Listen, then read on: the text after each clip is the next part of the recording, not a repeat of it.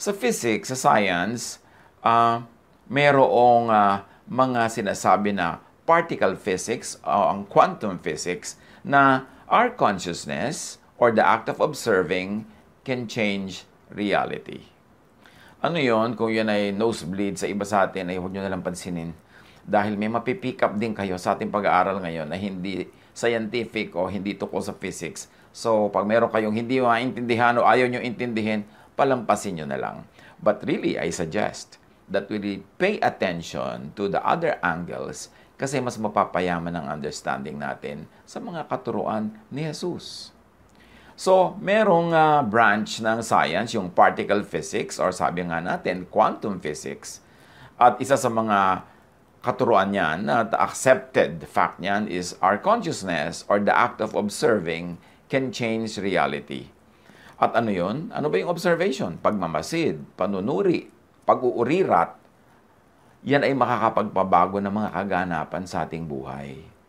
So magsikap tayo, let's expand our brain, increase our vocabulary, and know more about the mechanics of faith. Yung observation na tinatawag ng physics, how is it done? Sa physics, yung observation is looking into the particle using electron microscopes or by detecting it using particle accelerators or other instruments. Again, kung hindi nyo maintindihan, wag na lang, palampasin nyo na lang. At yan ay magkakaroon din ng kahulugan mamaya habang umuusad ang ating discussion. Mahalaga, meron tayong maintindihan na observation. Pag may inisip ka, pag meron kang sinukat, pag may sinilip ka, pag may pinagbulay-bulayan ka, observation yon. And observation can actually modify or change matter. Tulad halimbawa ng prayer. Pag may ipinagpe-pray ka isang bagay, observation yon.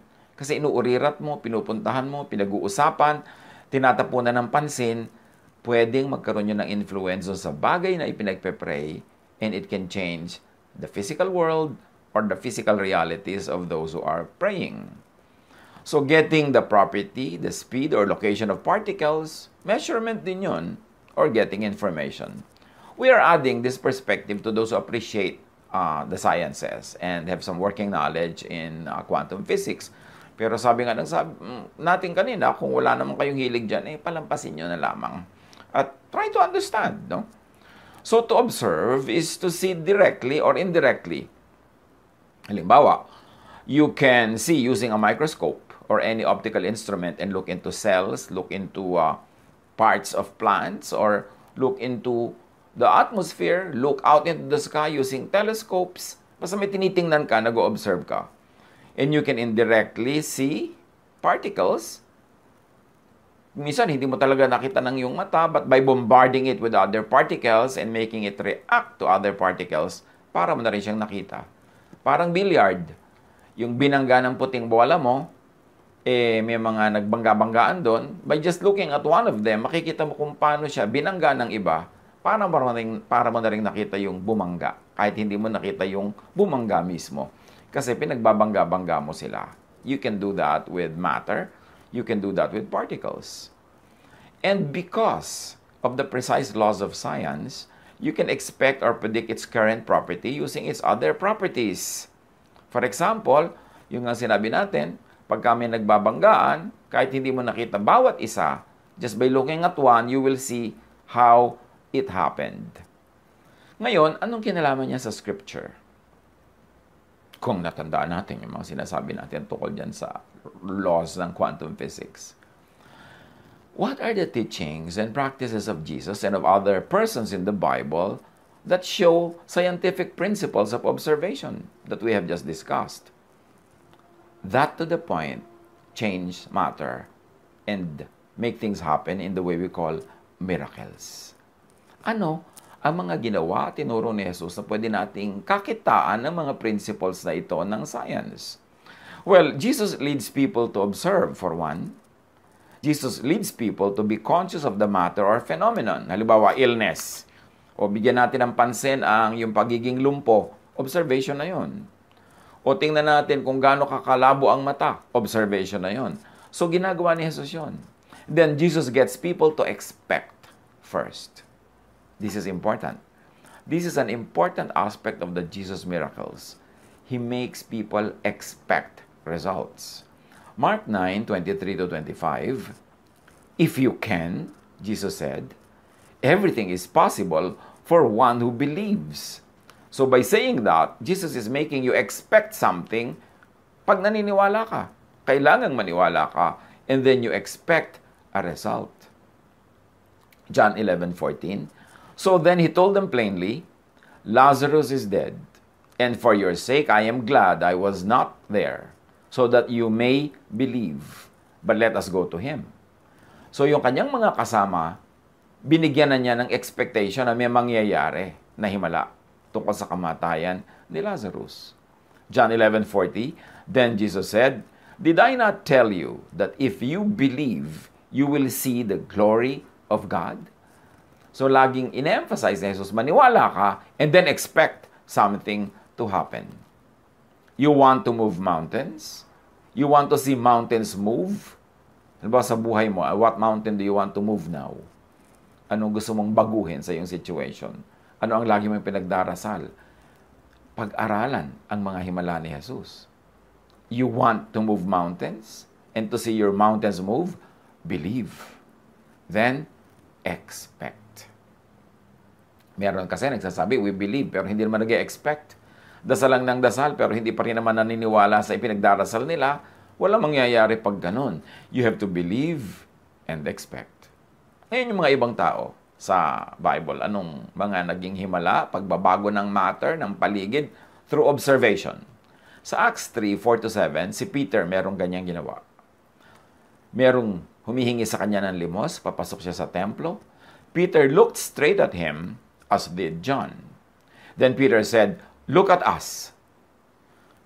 So the man gave them his attention, expecting to get something from them. O formula yan ng miracle. Pinataas ni Peter ang expectation. Sabi niya, look at us, believe in us. And then the man gave them his undivided attention, expecting to get something. Then Peter said, yung inaasam mo, hindi yan na ibibigay ko sa iyo. Silver and gold, I do not have. But what I do have, I give you. In the name of Jesus Christ of Nazareth, walk. Taking him by the right hand, he helped him up, and instantly the man's feet and ankles became strong. So una, naniwala yung tao na ito kila Pedro, tapos nag-expect siya, at pagkatapos nag-cooperate siya, nung siya ay pinapatayo, tumayo naman siya, hindi siya kumontra, at gumaling. But remember, yung paggaling came later. Naniwala muna siya, nag-cooperate muna siya, iniabot din niya ang kanyang kamay, at nag-akma din siyang tatayo, tapos dun pa lang siya gumaling. Hindi siya gumaling muna bago niya gawin yung lahat ng yon. Naniwala muna siya, nag-expect, and he acted according to that faith and expectation. So you want to move mountains? You want to see your mountains move? Believe, expect, and go with the flow. Do not resist. Huwag kang kokontra. Kasi kailangan merong unity in spirit. As we have said, faith moves mountains. At sabi ni Jesus sa Matthew 17:20, doon sa mga nagtatanong, ba't hindi po namin magawa ang gusto namin gawin? Walang himala na lumalabas. Sumagot siya, dahil sa maliit ang inyong pananampalataya. Tandaan ninyo, kung kayo ay may pananampalataya sa Diyos na sinlaki ng buto ng mustasa, ang liit nun, buto ng mustasa, parang ulo lang ng aspile. Maaari ninyong sabihin sa bundok na ito, lumipat ka ron, at ito'y lilipat nga. Tunay na walang bagay na hindi ninyo magagawa. So either si Jesus ay nambobola, nagsisinungaling, o nagsasabi ng totoo. And of course, we like to believe na nagsasabi siya ng totoo, hindi siya nambobola o nagsisinungaling. Talagang walang imposible sa naniniwala. So pag kung imposible, ibig sabihin, hindi ka lang kasi naniniwala, hindi ka nag-expect. Hindi ka nag-o-observe enough and you don't believe enough in your observation that you are not able to change matter. That you are not able to change your environment, you are not able to make things happen according to how you want them to happen in your life. Faith, which is really thought, which is actual to the observation in physics, faith, thought, observation affects and changes the form, the composition, and location of matter. In other words, in simple terms, spirit over matter. Faith over phenomenon, na napagagalaw ng pananalig ang created things, ang matter, ang physical world. Nakakalakad ka sa tubig, nakakalutang ka sa hangin, nakakapagparami ka ng pagkain, nakakapagpatigil ka ng bagyo. Because faith, thought, observation affects matter. At yan ay paulit-ulit na nangyari sa ministry ni Jesus. Faith even multiplies matter, just like Jesus feeds the 5,000 plus people in Matthew 14:18-21. Faith changes matter, like Jesus turns water into wine, John 2:7-10. May isa pang prinsipyo ang quantum physics. Ito ay yung quantum mechanics, that the existence of a wave or a particle depends on your point of view. Nothing is certain, nothing is absolute, there are infinite possibilities. Yung kinreate ng Diyos na mundo, nilagyan niya ng tao na kinreate niya in His own image at binigyan niya ng mandate to manage creation. And what we have forgotten to appreciate, if ever people really knew how to appreciate it, was that we were created in God's image. We were given the power and the priorities of God. Maybe fraction, pero meron. So that when we believe, we can actually ride on the power of God to reorganize, to reset, to recreate creation. Walang certain, walang cast in stone, walang immovable. Everything is possible to those who believe. At yan ang sinasabi ng quantum mechanics. The observer's intention, and in our case, maybe faith or prayer, freezes something into a particle or wave into something definite. In other words, yung creation natin parang lumulutang-lutang na hangin, gumagalaw-galaw na alon, sasayaw-sayaw na tubig.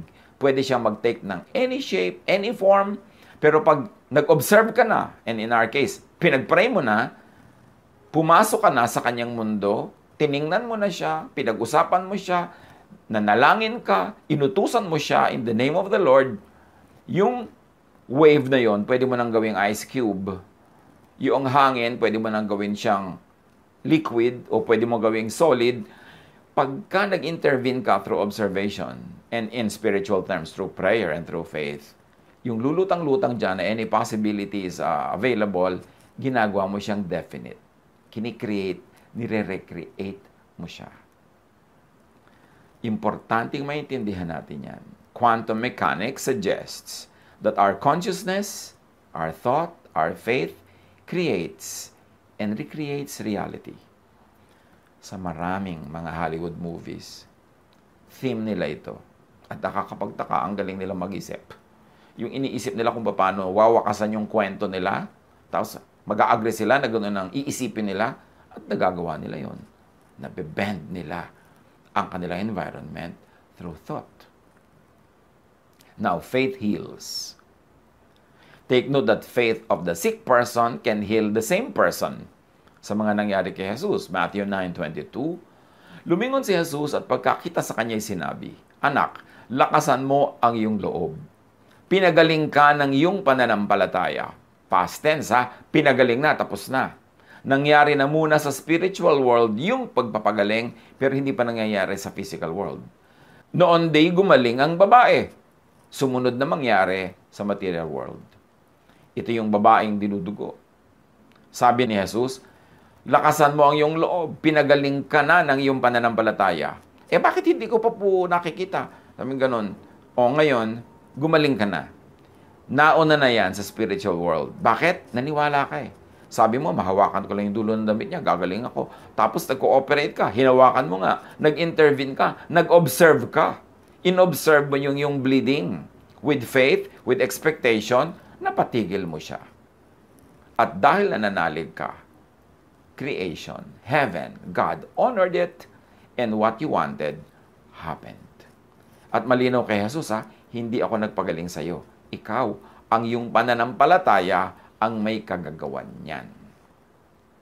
Mark 10:52, sinabi ni Jesus, makakaalis ka na.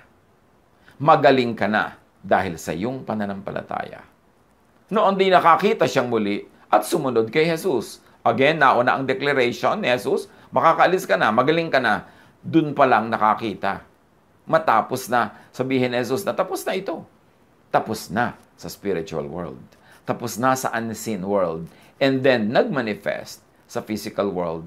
At ang ginawa niya, sumunod siya kay Jesus. Sa medical science, meron silang sinasabi na placebo effect. A placebo is anything that seems to be a real medical treatment, but physically isn't. Marami ng ganyang ginawa sa mga ospital, sa mga experiments, sa controlled environments. 2 sets of patients, yung isa papainumin nila ng kung ano lang, hindi naman tunay na gamot, pero sasabihin nila, ito ang gamot sa inyong sakit. At yung isa naman, papainumin nila na hindi naman nila sinasabing gamot yun.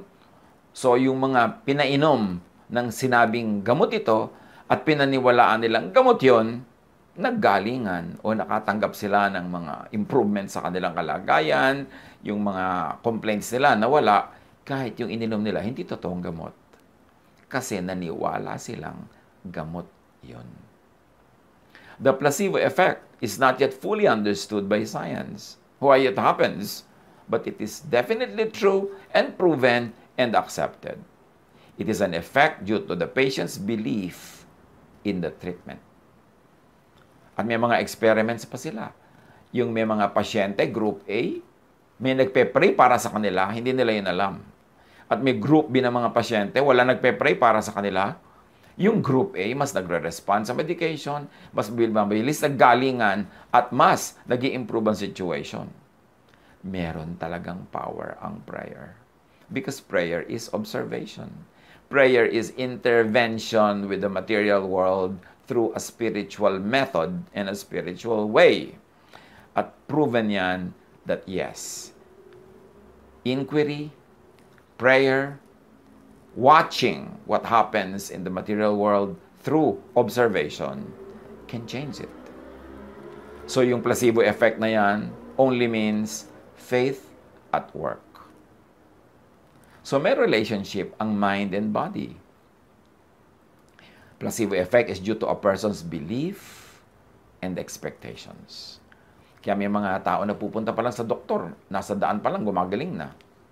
Meron naman, kahit anong gawin ng doktor, hindi siya gumagaling, hindi siya tinatablan, kasi hindi siya naniniwala sa doktor. Sasabihin niya, ay, ayokong paggamot dyan, kamukha ni kamatayan. So, hindi siya tatablan kahit anong mangyari, kasi hindi siya naniniwala.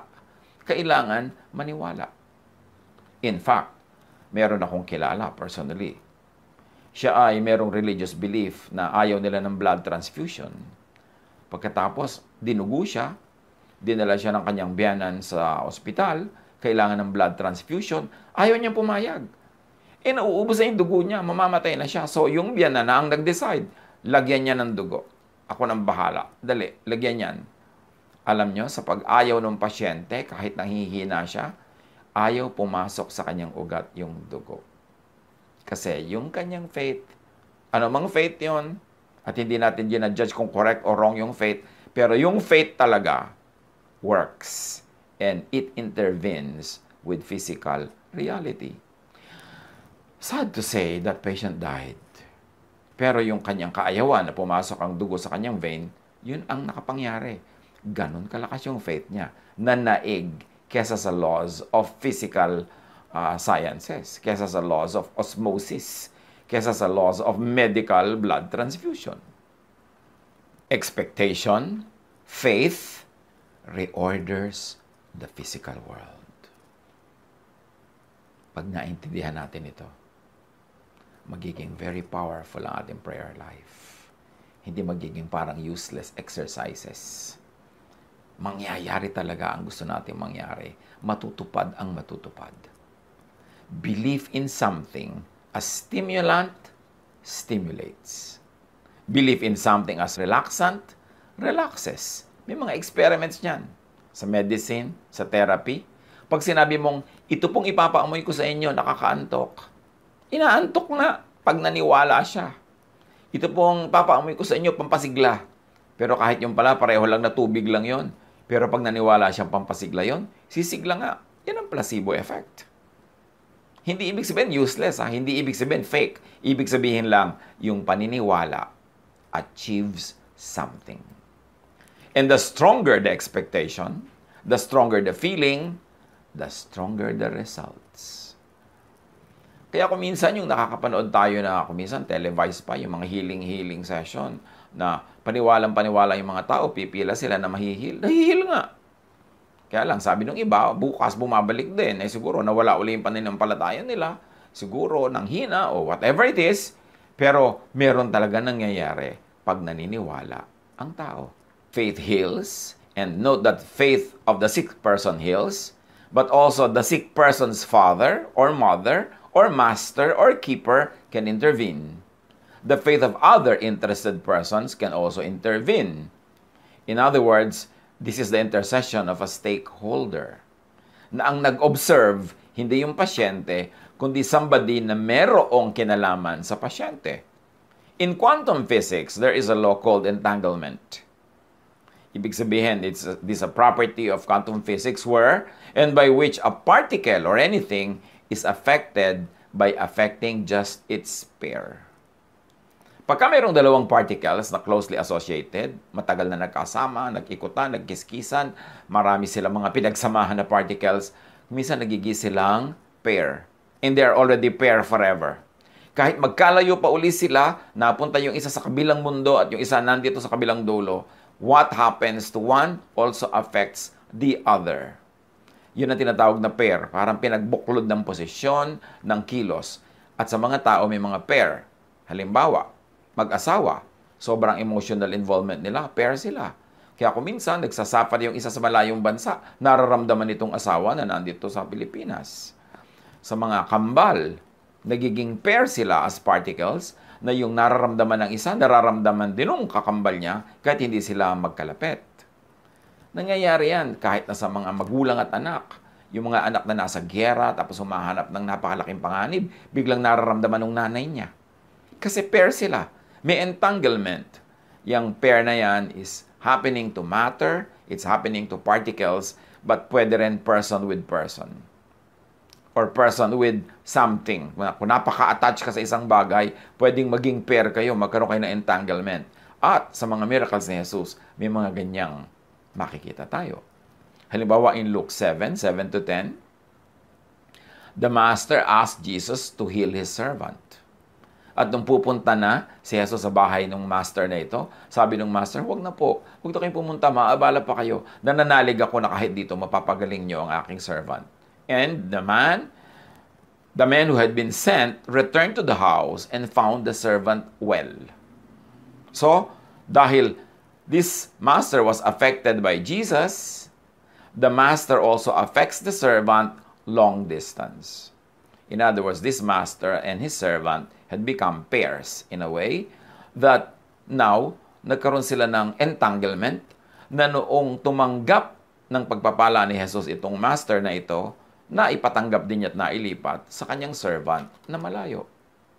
In Matthew 25:22-28, a Canaanite woman had a sick daughter, dying. And she came to Jesus. At sabi niya, pagalingin niyo po ang anak ko. And to make a long story short, kahit wala doon yung anak niya, verse 28, then Jesus said to her, woman, you have great faith. Your request is granted. And her daughter was healed at that moment. The affected mother, by Jesus, affects the daughter long distance. And physics talks about this same thing without connecting the two.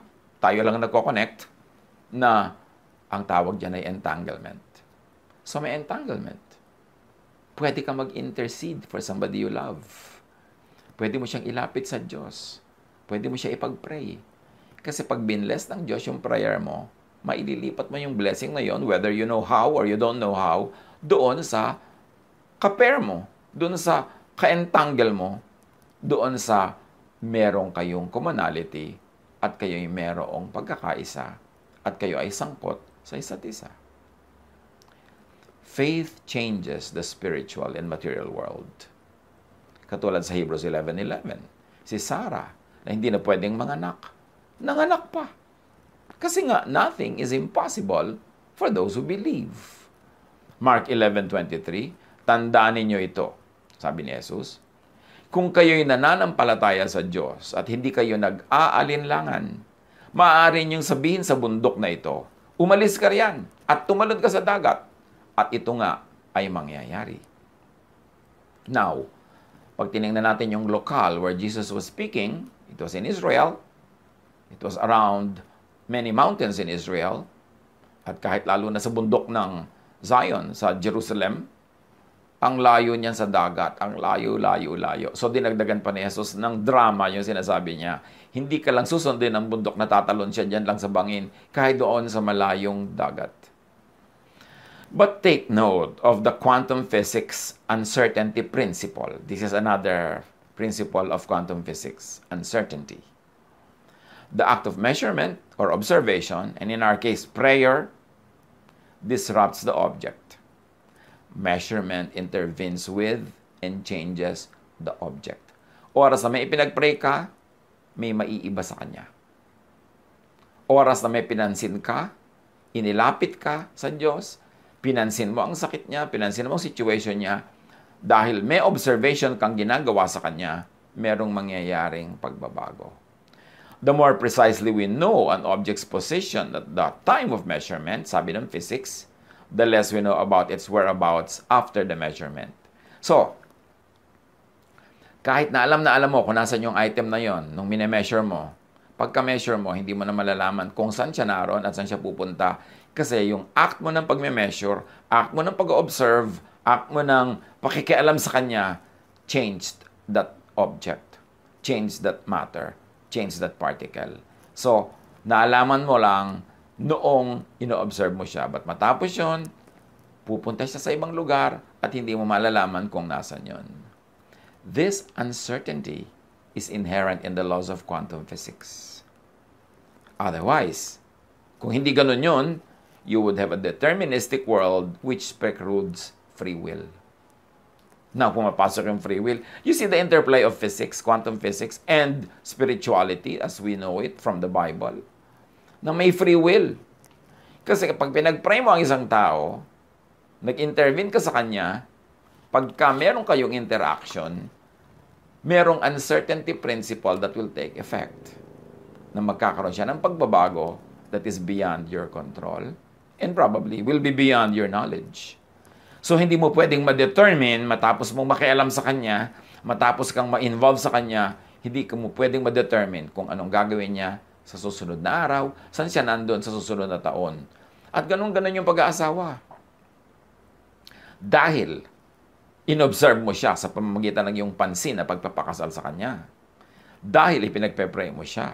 Dahil sumasangkot ka sa kanya, merong nababago sa kanya that is beyond your control. So, hindi mo talaga siya makokontrol. So, yung pag-aasawa na yan, yung pagkakaroon ng anak, ganyan din. Yung gusto mo siya makontrol, gusto mong alam mo at ikaw ang nagde-determine kung saan siya pupunta, hindi yun pwede mangyari.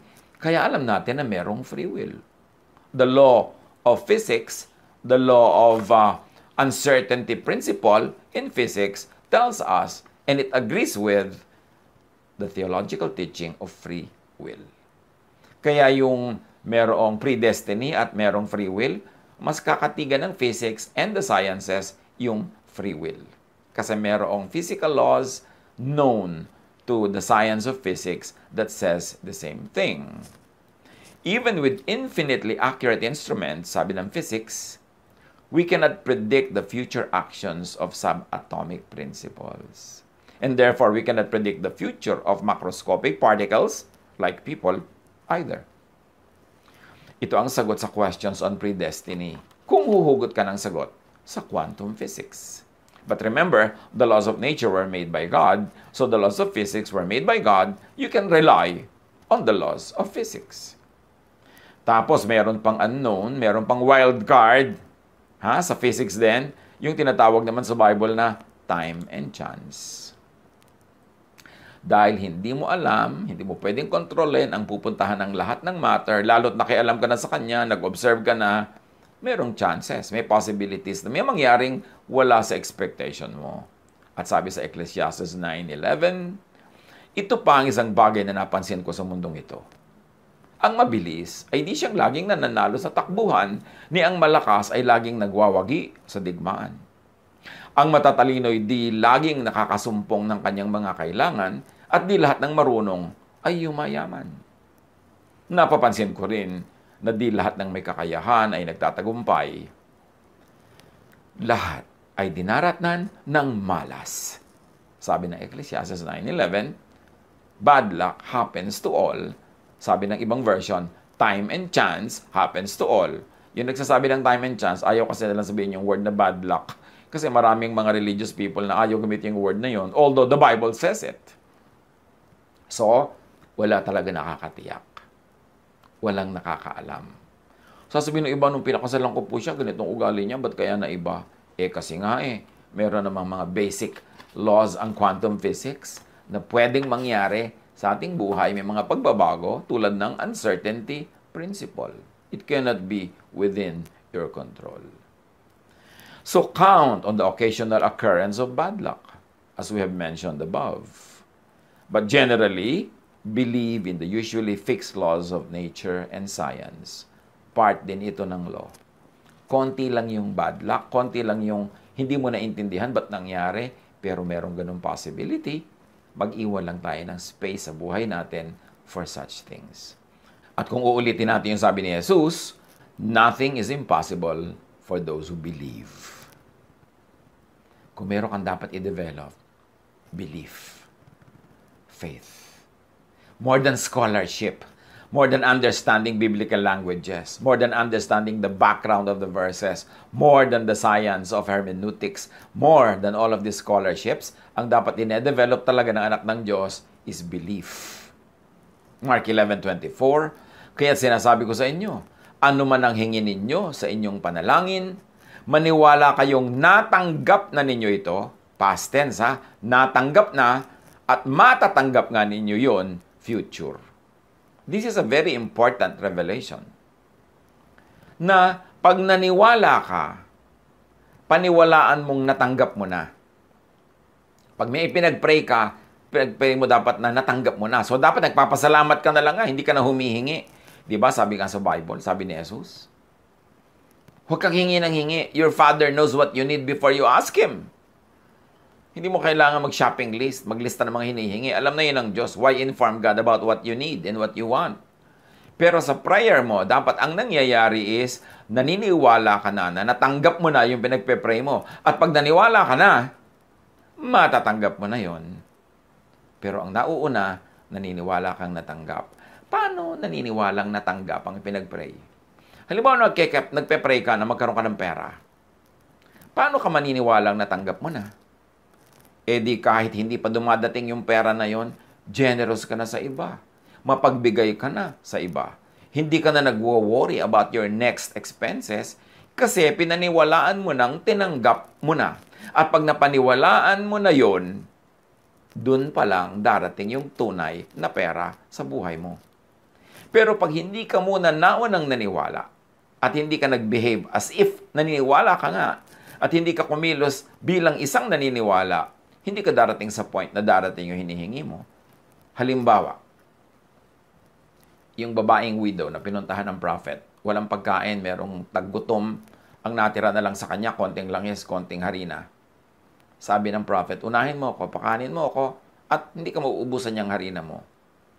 Alam niyo kung ba't hindi naubusan yung babae? Kasi naniwala siya sa prophet. At paano natin nalamang naniwala siya? Yung huli niyang harina, yung huli niyang langis, niluto niya, ginawa niyang tinapay at ibinigay sa prophet. Yun ang naniniwala. Pero yung nagsasabing, ay, paano yan? Mauubusan kami. At sa lagay, bibigay ko sa kanya, dinawalan na kami. Wag na. Amin na lang to ng anak ko. Tapos sinolo nila, bukas wala na, namatay na sila sa gutom. Kasi hindi talaga sila naniwala. Okay, naniniwala kang pagagaling ka ng Diyos? Nasaan ang kilos mo na pinagaling ka na? Nasaan yung kilos mo na ibinigay na sa yung kailangan mo? Ipinagpe-pray mo sa Diyos na magkaroon ka ng asawa nasan yung kilos mo na binigyan ka na? Inireserba mo na ba ang sarili mo? O ipinamimigay mo kahit kaninong unang dumaan? Yung kilos mo dapat, yung ginagawa mo sa buhay, is already an expression sa paniniwala mong natanggap mo na nga. So, ipinagpe-pray mo na magkakaroon ka ng trabaho. Anong kilos mo na may trabaho ka na nga ibinigay sa iyo ang Diyos? Nagpe-prepare ka na? Nagpe-prepare ka ng pumasok? Naghahanda ka na sa mga skills mo? Hinahanda mo na yung mga kailangan mo para sa trabaho na yon? Pag ginawa mo na yon at naniniwala ka na ngang tinanggap mo na, dun pa lang darating. Kaya maraming prayer, sayang. Kasi hindi ka naman naniniwala na yung pinag-pray mo, ibibigay. Gusto mo, ibigay muna bago ka maniwala. Gusto mo, dumating muna yung sagot bago ka talaga maniwala. Hindi mangyayari yun. Dahil sabi ni Jesus, maniwala kayong natanggap na ninyo past tense at matatanggap nga ninyo yon future tense. Mark 9:23, may nagsabi kasi kay Jesus, kung may magagawa po kayo, gawin nyo naman para sa amin.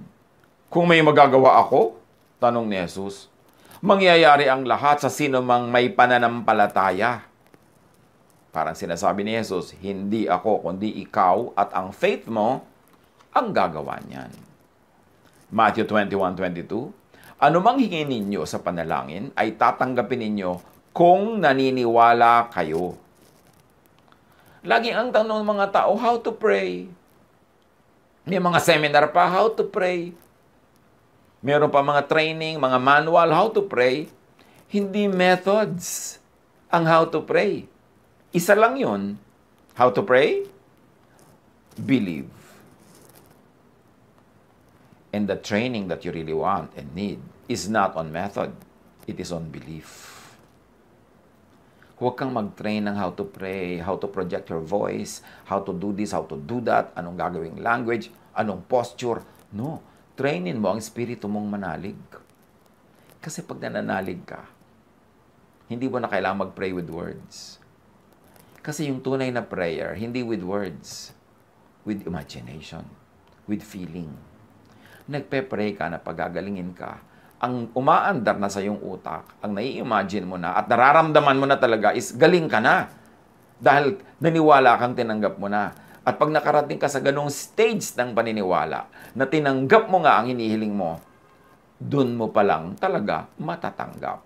Faith muna, belief muna, angkinin mo na muna, believe that you have received it, and then after believing that, and living your belief, living it out, then you will receive it. Nothing is impossible for those who think and believe, for those who are conscious. And if we're going to use the terms of quantum physics, nothing is impossible for those who observe, those who pray, those who believe. Training should not be on method of prayer, but on observing, on pakikisangkot sa particle, sa bagay, sa idea, sa phenomenon na ipinagpe-pray. Is prayer an act of observing? An academic question. In extension, yes. To extend the laws of quantum physics. Because praying is like measuring. You are trying to get the information you want or for an event to happen. Observation yon. At ganun ang ginagawa ng prayer. Praying is like predicting or expecting an outcome. Ganun talaga yon. Kaya sabi, di ba, ipagpasalamat mo na natanggap mo na. Kasi ang prayer, hindi lang umaasa. No! Naniniwala kang tinanggap mo na. You are predicting and expecting an outcome. And in physics, observing ang tawag doon. In religion, prophesying ang tawag doon, which is believing and claiming. Kaya mga naniniwala sa prophecy, they live according to what the prophecy says. So if you believe in your prayer, do you live according to what your prayer says? Yung, Lord, baguhin niyo po ang aking ugali. Okay, naniniwala ka ba na binago ka na? At ang katunayan na naniniwala ka, yung action mo, iba na. Yung mga pananaw mo, iba na. At pagka ginawa mo yon, dahil naniniwala ka to the point of living it out in your life, the real thing will happen. But it has to happen first in your life, in your heart, in your mind, in your lifestyle. Tsaka palang darating yung material, physical, earthly sagot. Matthew 17:19-20. Pagkatapos nang sila-sila na lamang, lumapit ang mga alagad at tinanong si Jesus, "Bakit hindi po namin mapalayas ang demonyo?" Sumagot siya, "Dahil sa maliit ang inyong pananampalataya. Tandaan ninyo, kung kayo'y may pananampalataya sa Diyos na sinlaki ng buto ng mustasa, maaari niyong sabihin sa bundok na ito, lumipat ka ron, at ito'y lilipat nga. Tunay na walang bagay na hindi ninyo magagawa." At hindi lang yung fig tree ang pinapalalipat, pati yung bundok. Pwede daw mangyari yon because this is about the fig tree incident. Ngayon sa physics, sa quantum physics, may isa pang principle called quantum tunneling. Ano yon? A phenomenon when a particle is able to penetrate a barrier that it should not be able to go through. May ganong phenomenon ng quantum physics. Yung particle na hindi niya kayang sumuot sa isang lugar, halimbawa bola, hindi niya kayang sumuot sa pader, pwedeng mangyari. Yun ang sinasabi ng quantum tunneling. Sometimes an electron will tunnel to a location where, according to classical physics, it could never appear. Nangyayari yan sa tunay na buhay na may mga electrons na bakit nakasuot, nakalampas sa ganitong mga barrier, samantalang kung papakinggan mo lang ang classical physical laws, hindi yun pwede mangyari, pero nangyayari as understood from the lenses of quantum physics. It is like bombarding a wall with a tennis ball. In classical physics, the balls will never be able to get through, unless, of course, you throw the ball with enough force to break the wall. But in quantum physics, everything is a wave of possibilities. Remember, pinag-aralan na natin na sa quantum physics, walang permanent, lahat in continuous creation and recreation. At by intervention, by observation, pwede mong baguhin yung nag-i-exist na mga bagay-bagay dyan. So yung particles, like the ball, will have a possibility of appearing on the other side of the wall if you give them enough chances. That is what quantum physics says. It's like throwing the tennis ball to the wall many, many, many times. Then one of those times lulusot siya. On one chance of possibility, it will go through the wall. Ang tawag doon, spiritual tunneling. Ngayon, anong tawag dyan sa spiritual terms? Pray without ceasing. Na kahit yung parang imposibleng mangyari, yun ang sinasabi halimbawa ng laws. Sa quantum tunneling, pag hindi mo tinigilan ng kagagawa ka uulit, one chance magkakaroon yan, lulusot. So pag pinaandar natin yung laws of tunneling, ginawa nating spiritual tunneling, sabi sa Ephesians 6:18, pray in the Spirit on all occasions with all kinds of prayers and requests. Manalangin kayo sa lahat ng pagkakataon, humiling at sumamo sa patnubay ng Espiritu. And 1 Thessalonians 5:17, pray continually. Pray without ceasing. Palagi kayong manalangin. Sa kauulit nyo, kapapanalangin nyo, kahit yung imposible will have one chance that it could happen and it can happen. James 5:16-18, malaki ang nagagawa ng panalangin ng taong matuwid. Si Elias ay isang tao na tulad din natin. Nang mataimtim siyang nanalangin na huwag umulan, hindi nga umulan sa loob ng 3 taon at 6 na buwan. At nang siya'y manalangin para umulan, bumagsak nga ang ulan at namunga ang mga halaman. Quantum tunneling. Yung ipinagpe-pray mo, huwag mong pagsawa ang ipag-pray. Kasi hindi mo alam na biglang magkaroon ka ng chance, makalusot yung isang prayer mo through the wall na tinatawag ng quantum physics na quantum channeling.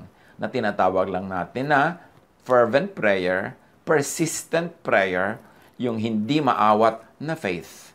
Because faith can move mountains, And faith can make tennis balls pass through concrete walls. But pray from and out of faith. Pray expectantly. Pray in spirit. Hindi kailangang words.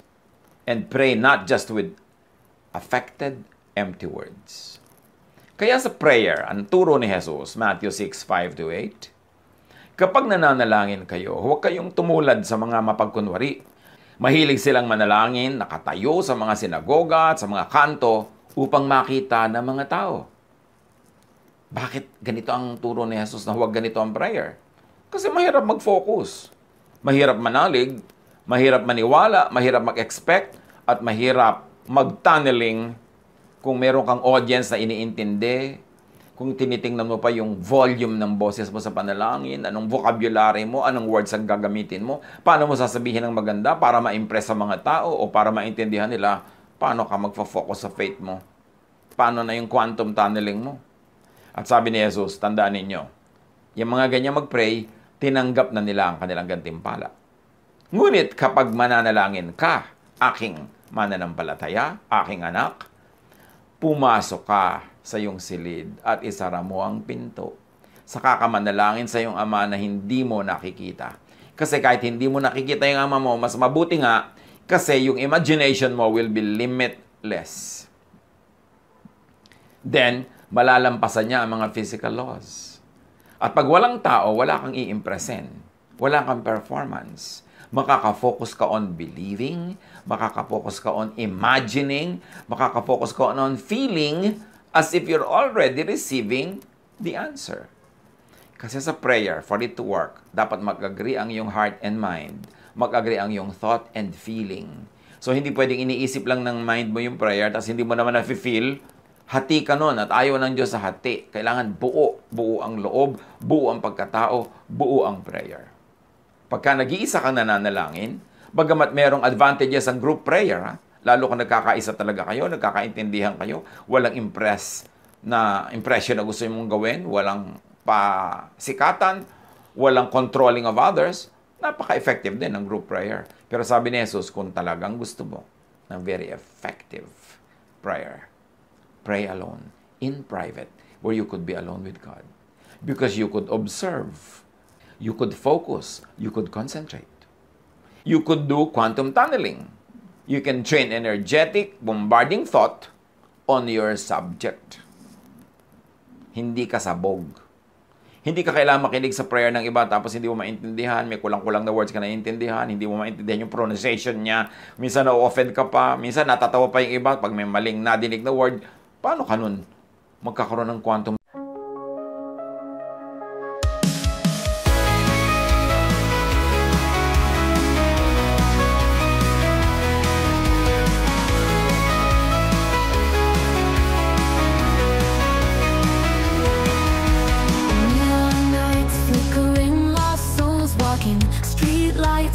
Tune of ghost whispers, city dreams buried under cold steel. Heartbeats echo through empty alleyways. Shadows dance in holographic twilight. Silent screams beneath the cracked surface. Electric scars on concrete veins pulsing.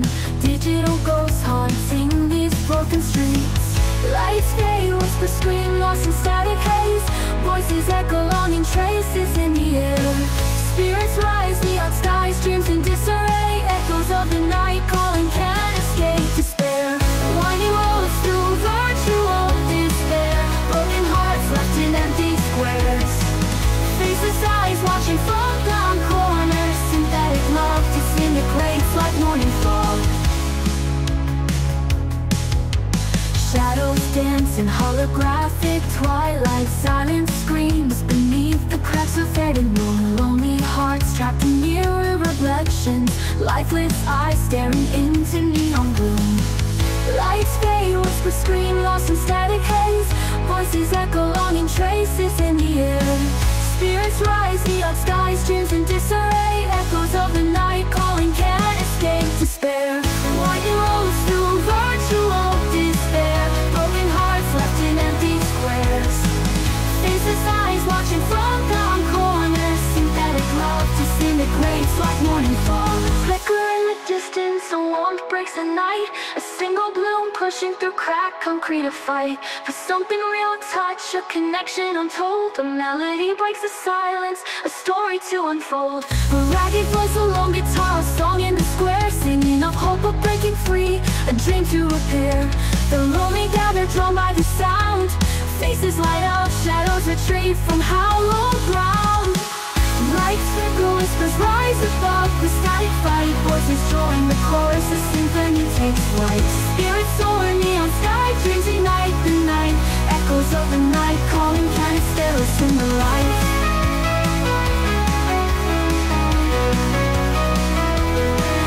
In the heart of the silicon, a crack begins to mend. A human spark, a firefly, a love that will transcend the artificial night. A city starts to breathe, hope